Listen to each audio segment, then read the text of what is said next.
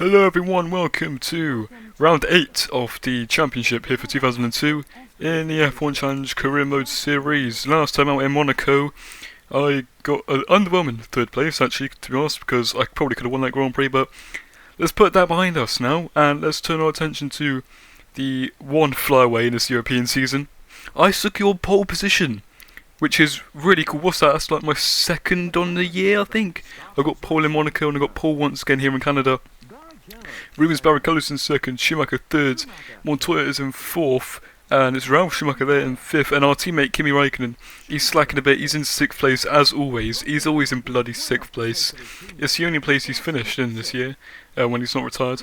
David Coulthard, of course, he had the injury early in the season, but he's back on form now. He's qualified one position ahead of Eddie Irvine there. Giancarlo Fisichella, he won the Monaco Grand Prix last time out in 9th, Frentzen in 10th. For Arrows, it's the rookie Massa in 11th, Trulli is in 12th, Jenson Button, he's been underperforming quite a lot, but he's on loan from Williams, so he kind of has to stay at Renault. Villeneuve, they're in 14th, Heidfeld is in 15th, Mika Salo there in 16th, rumours it could be his last Formula 1 season. Palace is in 17th, Sato is in 18th, then we've got Takagi in 19th, Enrique Bernardi is in 20th, Mark Webber and Alex Young, the two Minardis, round out the grid for this Canadian Grand Prix. And my pace has been really good around this circuit, not just historically, but also today. As you can see, I got the pole. I won here in 2000s. I can't remember what happened in 2001. I think I got second behind Schumacher. I can't see the lights, but anyway, we're underway now, and I've got the worst start of all time. Oh my days, let's cut that out. That is actually outrageous. I do apologise for that one. That's the end of the video, guys. No, I'm joking. We're going to restart, because that's an absolute piss take. Here you are then for take 2 of this Grand Prix. Again, I can't see the lights, so I'm just going to have to go off when the AI start, and that's about 2 seconds before I start, and I've just crashed into the Williams there, and that's not what we want to see. We're going to restart once again. Third time is the charm, I think is the saying, I don't bloody know. But anyway, again, we haven't got any lights, so we're going to have to go when the AI go, and that's now. And to be fair, it looks like, I haven't crashed, so that's a good start. I've got the inside line for turn 1 and I'm able to keep P1, so that's an alright start. To be honest, we'll take that. Coming out of the first couple of corners there, I'm ahead of Rubens Barrichello. Schumacher's in third there. The two Ferraris have finished. They've never finished off the podium except in Monaco when they both retired. So other than that, they've been just absolutely crushing the fields. But hopefully that won't happen today. I'll go wide there in the Sebastian Vettel corner, and here's the corner that comes next. I'm on the grass for some reason. What am I doing? Get off the grass. As I'm still only 3 attempts ahead of Rubens Barrichello. For the chicane we go now. Be careful on the curbs, you bastard. Jesus Christ, that was close. Coming towards the hairpin now. I'm almost a second ahead of Rubens Barrichello. I'm out of breath because I bloody I had some scrambled eggs just now and they were really nice. But anyway, enough of that. On the back straight we go now then. I'm a second and a half ahead of Rubens Barrichello, and it's not, in a few laps time I will realise why I'm so fast on this first lap. It's because, stupidly, I forgot to change my fuel loads. I started this Grand Prix on 5 laps of fuel. What on earth am I doing? That means I had to switch to a 2-stop strategy mid-race, whilst the AI are on 1 stops. And that is just disgraceful. I'm 2 seconds ahead of Rubens Barrichello at the end of the first lap. That's because he's on a max fuel load and I'm on the minimum fuel load basically. As you can see here on lap 5, I'm 12 seconds ahead of Rubens Barrichello in P2, and it's just, yeah, it's kind of embarrassing. So we're going to have to do a 2-stop strategy. Bit annoying that, but I do have the pace to try and make up the 20 seconds I'll lose in the. And to be honest, you don't lose as much time in the pit lane around Montreal, because again you got this pit entry here, and the pit exit of course cuts out turn 1. Now they've changed it for this year. So we should be fine. As we're coming down their pits now, Michael Schumacher's got ahead of Rubens Barrichello there as you can see. As we come into the box now, where the McLaren boys are, then we're not going to change tyres to save time. We're just going to put some fuel in the car. We've only done 5 laps on these tyres, so they should be fine. We've dropped down to 4th place, maybe even 5th place now. Yeah, we're still ahead of Kimi though as we come out of the pits, and we should gain a lot of time now as we come out the first corner on the pit exit. We come out in 5th place behind Ralf Schumacher there in the BMW. What the fuck?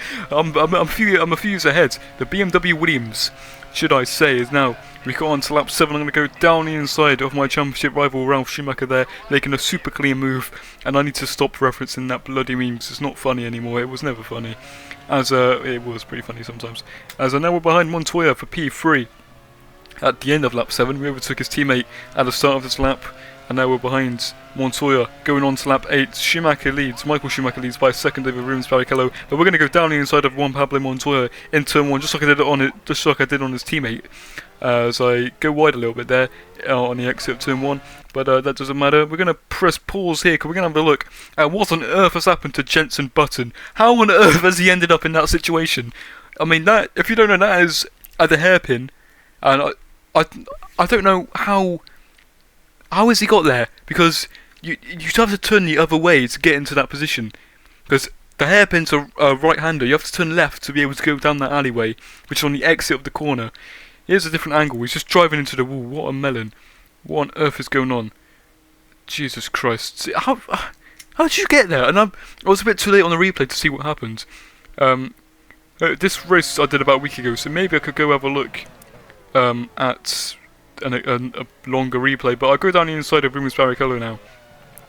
Here's a replay from Barrichello's POV of his rear wing. There's a cheeky move as I'm up into P2 now at the end of lap 11, and I'm right on the back of Michael Schumacher now, and I've cut over the chicane there, and I've spun! Oh my days, I did something similar like this in 1998 if I remember rightly, and but luckily hopefully I won't get smashed into. But let's get a replay of that stupid mistake from me once again. Right behind Michael Schumacher, I get a bit cheeky and cut the corner there, so maybe it's instant karma, but luckily Rubens Barrichello is just able to avoid us. Let's get the onboard from Rubens Barrichello there. He takes avoid in action, which is a pleasant surprise, because usually the AI will just smash into you. But we got on now to lap 16, and I'm behind the two Ferraris again. Schumacher hasn't really got the pace today, he's not really extending the gap from Rubens, you know, so it's pretty easy to sort of, as the battle is easy for me to catch back up. And there's arrows in the way as well, which allows Schumacher to get away.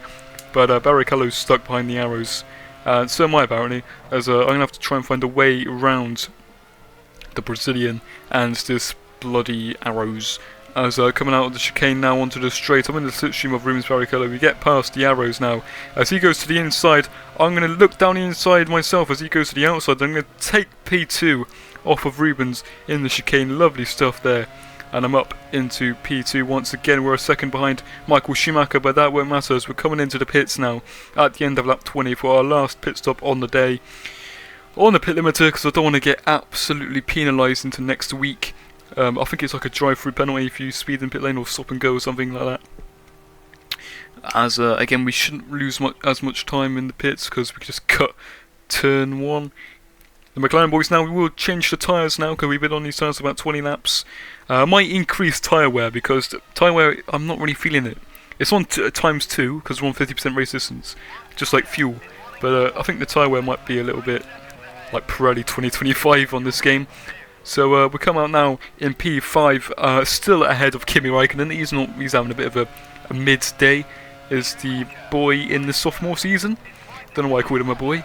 But here we are then on lap 25. We're going to go down the inside of Michael Schumacher now, the championship leader, who has won 5 Grand Prix already this year. He's got the inside line for turn 2, so he keeps P2 for now, which is a net P1 because there is a driver in front of us who has yet to pit.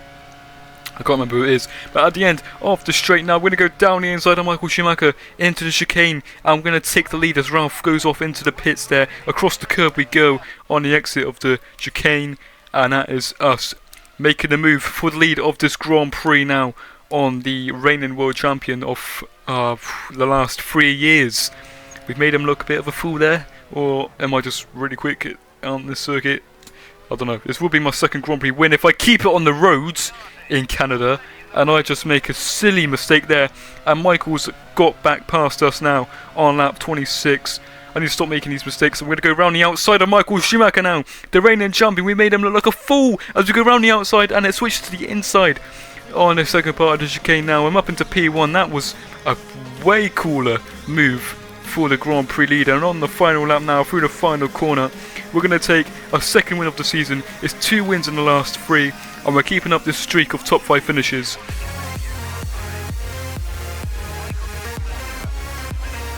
That's a pole converted into the race victory. Where am I going? Why have I just gone? What the? Alright, I've just gone on the exit of pit lane. I don't know why I've done that. Anyway, brilliant stuff, man. We're really getting back on form now after that struggle in the first few rounds, crashing into my teammate, and I've just really been off the pace. I'm feeling good now. I scored 2 points in the first 2 races, and now I've scored 26 in the last 3. So this is really good. Barrichello 3rd, the 2 Williams there, Schumacher and Montoya there in 4th and 5th. Our teammate is in 6th. Coulthard is in 7th. Hindsight Franson for Arrows is the last point scorer on the day. Irvine's in 9th, Massa 10th, Fisichella in 11th, Villeneuve 12th, Heifeld is in 13th. That's the top 13 there for you. Fantastic stuff there. I think I probably will change the point system to award more drivers because the reliability is actually alright, to be honest. Maybe I should just change the settings, but Jensen Button, of course DNF because he was, I don't know where the hell he went, and Panis had a gearbox issue, so he retired from the Grand Prix. So, there we go then. Thank you guys so much for watching, and I'll see you for the European Grand Prix.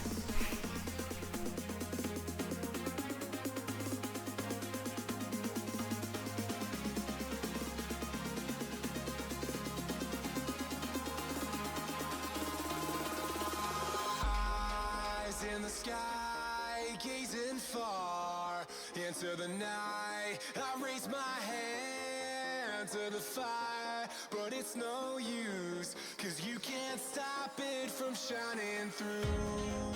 It's true, baby, let the light shine through. If you believe it's true, baby, won't you let the light